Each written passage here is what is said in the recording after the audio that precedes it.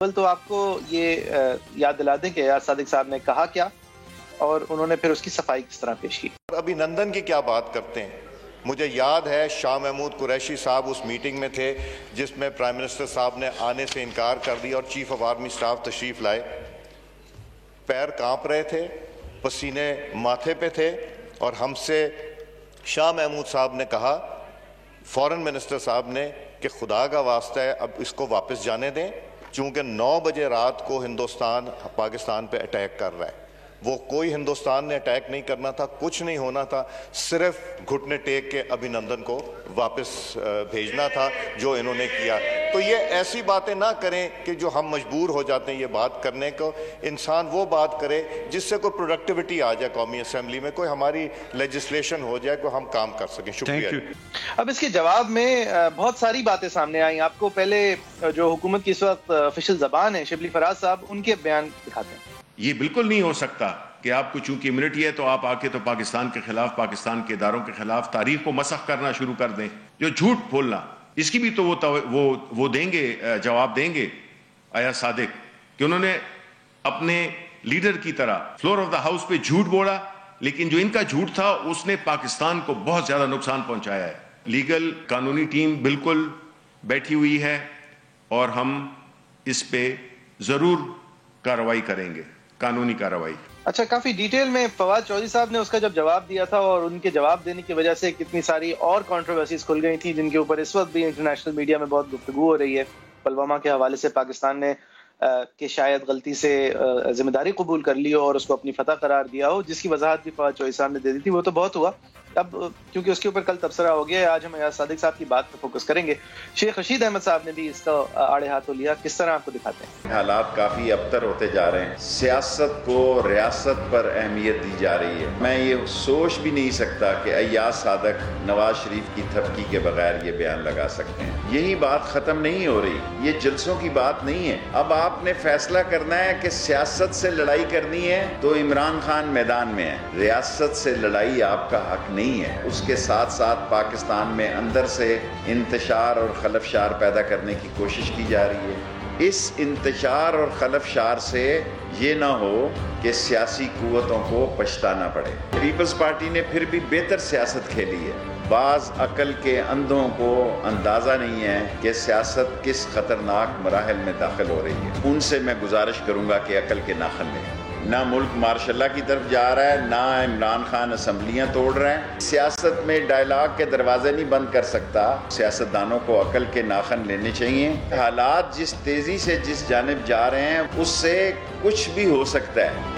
یاد دلائیے گا ہمیں ٹویٹر پہ بھی اور فیس بک پہ بھی کہ اگر آپ کو کبھی یاد ہو شیخ رشید احمد صاحب نے آخری دفعہ ریلویز پہ کب کوئی پریس کانفرنس کی تھی. بہرحال یہ ان کی ترجمانی تھی. حافظ حسین احمد صاحب نے پھر ایک دلچسپ سچویشن کریٹ کی, کیونکہ وہ پی ڈی ایم کے جو سربراہ پارٹی ہے, فضل الرحمان صاحب جو اس کے سربراہ ہیں, اس کی پارٹی کے انفارمیشن سیکرٹری رہے ہیں, ایک سینئر پوزیشن میں. انہوں نے کل کیا کہا, اس سے پھر لگنے لگا کہ شاید اب ایاز صادق صاحب کی وجہ سے بہت بڑے مسئلے ہونے جا رہے ہیں. بڑا مسئلہ ہونے جا رہا تھا, پی ڈی ایم جو ہے وہی ٹوٹنے جا رہی تھی اگر اتنی بڑی بات اتنے بڑے شخصیت نے کر دی. لیکن پھر فضل الرحمان صاحب ایاز صادق صاحب سے ملنے گئے آج صبح, اور فضل الرحمان صاحب سے کچھ سوال جواب ہوئے. تو فضل الرحمان صاحب نے ان سے ملاقات کے بعد گفتگو بھی کی پریس سے. کیا کہا صاحب؟ ایاز صادق نے جو بھی کہا قومی اسمبلی میں, آپ اسے اتفاق کرتے ہیں یا اسے اختلاف کرتے ہیں؟ میں تو سمجھتا ہوں کہ اس سے بھی کچھ آگے جا کر ہمیں اتفاق کرنا چاہیے. یہ ذرا کم ہے تھوڑا سا. اب صفائی دوسری دینے کا بھی موقع ملا ایاز صادق صاحب کو, بہت کم لوگوں کو ملتا ہے. یہ بھی واضح رہے کہ یہ اب جب صفائی پیش کر رہے ہیں, اس کی صبح کو ان کے کنسٹیچوئنسی میں ایاز صادق صاحب کو غدار قرار دینے کے پوسٹر شائع ہوئے, ان کی شکل کو ڈسٹورٹ کر کے, جو کہ بائی دا وے پاکستان میں ایک جرم ہے, ان کی شکل کو ڈسٹورٹ کر کے کسی اور کی شکل اس کے اوپر لگا کر ان کو ایک انڈین ایجنٹ قرار دینے کی یا اس کی عکاسی کرنے کی کوشش کی. ابھی نندن کی شکل ان کی شکل پہ لگا دی, اور دیگر بہت ساری باتیں ہوئیں جو ہمیں ابھی آپ کو آگے دکھاتے ہیں. لیکن پھر ایاز صادق صاحب کیا کہتے ہیں آج؟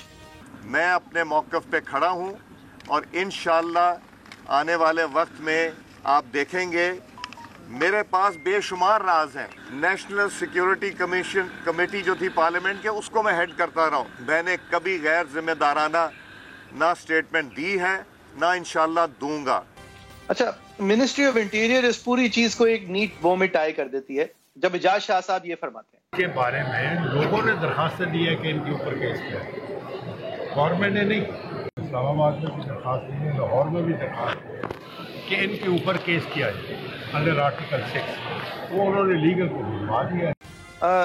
ہم شروع اگر اس بات سے کریں واضح کرتے ہوئے کہ ایاز صادق صاحب نے جو بات کی تھی وہ سیاسی طور پہ ایک اون گول تھا، یہ ہماری رائے ہے، اس کا ان کو کوئی فائدہ نہیں ہونا تھا. انہوں نے اپنا شاہ محمود صاحب اور پرائم منسٹر عمران خان صاحب کے خلاف بغض دکھانے کے لیے یا بغض میں انہوں نے جو باتیں کی اس نے پاکستان کی ایک ایکسیپٹڈ وکٹری کو کی نفی کری، چاہے انڈائریکٹلی کی ہو. ان کے جواب میں فواد چودھری صاحب نے جو کہا اس نے ایک بہت بڑا ڈنٹ مارا ہماری پبلک پرسیپشن اور ہمارے ایک سٹانس میں، لیکن اس کی انہوں نے کلیریفیکیشن اسی وقت دے دی. بہرحال ایاز صادق صاحب کی بات جو ہے وہ سیاسی طور پہ بیوقوفی ہو سکتی ہے، وہ آپ کی نظر میں اسٹیٹ کے لیے ایک طاقتور بات نہیں ہو سکتی، ان کی رائے سے آپ اختلاف کر سکتے ہیں، لیکن قانونی طور پہ یہ رائے رکھنا ان کا حق ہے.